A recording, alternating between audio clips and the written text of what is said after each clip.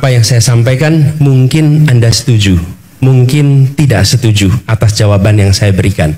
Tapi satu hal yang pasti, kami memberikan ruang untuk berdialog, ruang untuk bertukar pikiran, walaupun tidak selalu pikirannya sama. Disitulah esensi kebebasan, esensi berdemokrasi.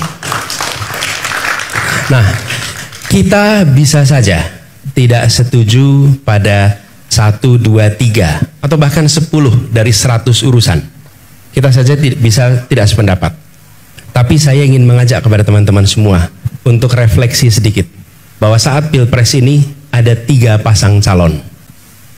Dengan pasangan nomor 1, teman-teman ada desak Anies, sehingga Anda bisa mengecek apakah pikiran Anda dengan pikiran calon itu sama apa tidak, setuju apa tidak. Anda bisa ngecek. Sayangnya itu tidak terjadi pada yang lain, sehingga Anda tidak bisa mengecek dengan yang lain dengan forum yang sebebas ini. Oke? Artinya apa? Teman-teman, nanti ketika Anda harus memilih, Anda bukan memilih orang yang sesuai dengan Anda atau tidak sesuai. Anda memilih 1, 2, 3, mana yang menurut Anda memiliki kesesuaian pandangan paling banyak. Mana yang Anda merasa paling banyak hal yang sama, paling banyak hal yang kita sepemikiran. Tidak mungkin 100 urusan 100-nya sama, tidak mungkin. Tapi penting bagi teman-teman untuk mengetahui semua. Ruang itulah mengapa kami buka. Kami ingin teman-teman mengetahui pikiran kami, mengetahui rekam jejak kami, mengetahui gagasan kami, sehingga ketika teman-teman memilih, teman-teman tidak memilih dalam suasana tanpa pengetahuan, tanpa informasi, tapi dengan informasi yang lengkap. Itulah sebabnya kita terbuka dengan ini. Jadi jangan bandingkan kami dengan kesempurnaan, karena tidak ada yang sempurna. Jangan bandingkan kami dengan kesamaan, karena tidak mungkin ada yang sama 100%. Tapi bandingkan kami dari 1, 2, 3, mana yang menurut Anda memiliki kesamaan paling banyak dengan aspirasi Anda. Menurut saya itu nomor 1. Karena itulah kenapa kita bicara tentang golput. Yang kedua, teman-teman, kami open book yang boleh dibuka. Anda bisa akses rekam jejak kami sejak masa kecil sampai sekarang. Silahkan dinilai, silahkan diakses, silahkan teman-teman melihat apakah ada pikiran, gagasan yang teman-teman lihat sebagai sebuah benang merah antar tugas yang pernah dialami. Jadi kami open book, kami nggak menutup, kami malah terbuka. Dan forum seperti ini kami tidak pernah menanyakan siapa. Tadi sebelum masuk saya mau di briefing siapa yang datang di sini, panelis siapa. Saya bilang jangan beritahu saya tentang siapa panelisnya. Buat saya lebih baik saya objektif mendengar apapun yang ditanyakan tanpa saya punya prejudice atas apapun pikirannya sebelum masuk ke ruangan ini. Boleh tanya itu tadi ada yang mau memberitahu ini Pak pandangannya. Buat saya it doesn't matter, karena kami ingin ada objektivitas di dalam berdiskusi, bukan siapanya tapi apa ide yang dibawa, apa gagasan yang dibawa. Dan saya ingin menjaga objektif itu. Yang ketiga, teman-teman sekalian, ketika nanti bertugas, sebagaimana saya bertugas di Jakarta kemarin atau bertugas di tempat-tempat sebelumnya, tidak mungkin saya akan bisa memuaskan 100% atas apa yang teman-teman harapkan. Tidak mungkin. Akan ada situasi di mana saya disetujui kebijakannya, akan ada situasi di mana saya tidak disetujui kebijakannya.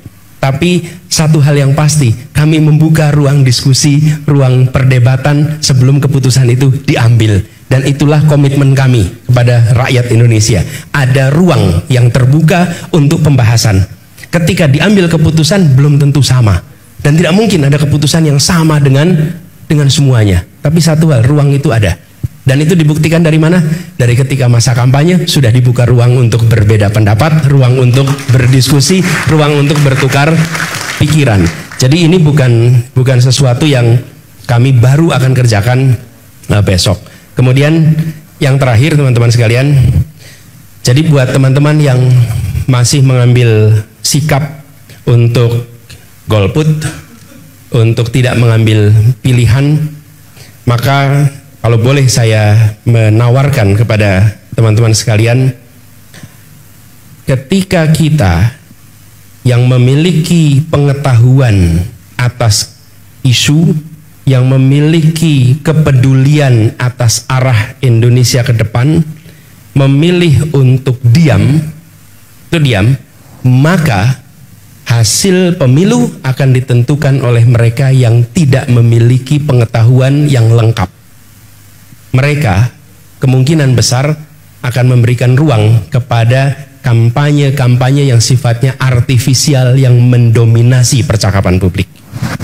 Sesungguhnya kita berhadapan dengan situasi Pilpres ini soal arah Indonesia ke depan. Tapi akan ketemu dengan situasi seperti yang dialami oleh Ibu Eka tadi. Mengambil keputusan karena saya menyukai saja. Tapi belum tentu tahu apa gagasannya, belum tentu tahu apa keputusannya yang pernah dikerjakan di masa lalu dan mungkin dikerjakan masa depan. Karena itu saya menganjurkan kepada teman-teman yang punya kepedulian atas ide dan gagasan untuk memanfaatkan hak pilihnya untuk menentukan Indonesia ke depan. Kenapa? Karena Anda punya pengetahuan, Anda punya kepedulian, Anda punya concern tentang isu. Teman-teman tentu ingat Brexit. Apa yang terjadi ketika Brexit? Anak-anak muda memilih untuk absen, tidak banyak yang hadir di dalam referendum. Yang hadir justru kelompok tua. Dan sekarang tanya pada Inggris, apa yang terjadi? Di Inggris sekarang dalam situasi di mana mereka sayang keputusannya dulu adalah keluar dari EU. Tapi itu kenapa terjadi? Karena anak-anak muda memilih untuk tidak ikut terlibat. Sementara masa depan Inggris ditentukan oleh Brexit itu. Karena itu saya mengajak pada teman-teman semua di sini. Pemilu walaupun diikuti hanya 30% penduduk, maka 30% inilah yang menentukan hasilnya, dan yang 70% hanya menonton dan merasakan konsekuensinya. Bagi yang 70%, jangan dibuang kesempatan untuk menentukan itu. Jadi buat teman-teman di sini, saya tidak meminta Anda untuk memilih Anies. Saya tidak meminta Anda untuk berkampanye untuk Anies, tapi saya meminta Anda untuk jangan sia-siakan hak pilih Anda, karena ini menentukan masa depan kita semua 5 tahun ke depan.